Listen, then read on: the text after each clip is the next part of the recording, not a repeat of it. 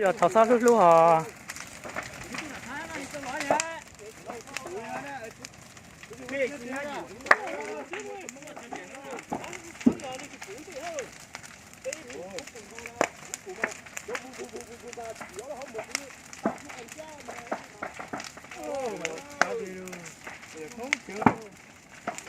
không kéo liền rồi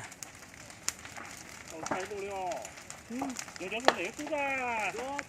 有这个风卷可以跑了，他们我对单点到那里哈喽。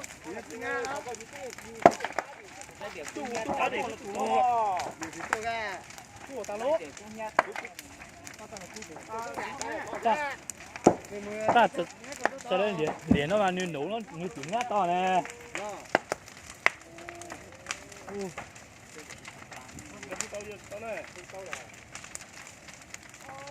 ai trong cái túi trong này đó cũng như tụi nhon nữa sao cũng thâu chết tại cái tê rồi cũng lụt tụi nó qua cái túi như tụi nó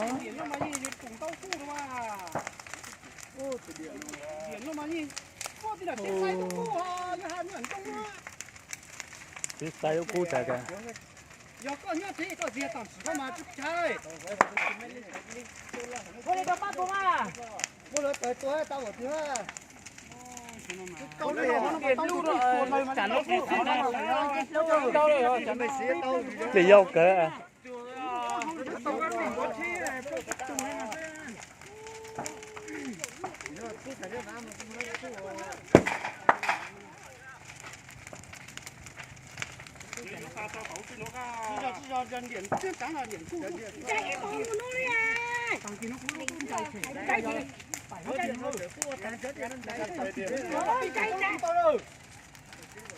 cái giò chín cha đấy à.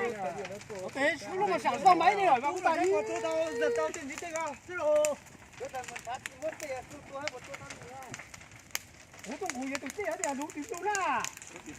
Dâu cha đấy à.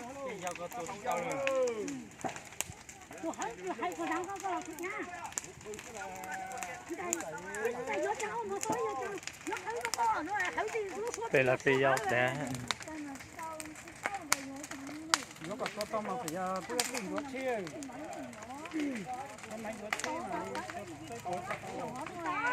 bên chỗ chế của dâu thì này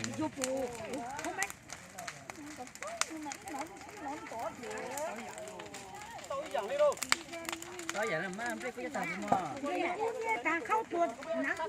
Bây giờ có cái tàu tối giờ rồi luôn. à giờ hắn nhớ chỉ là bớt chỉ này á Cái dùng đi đã.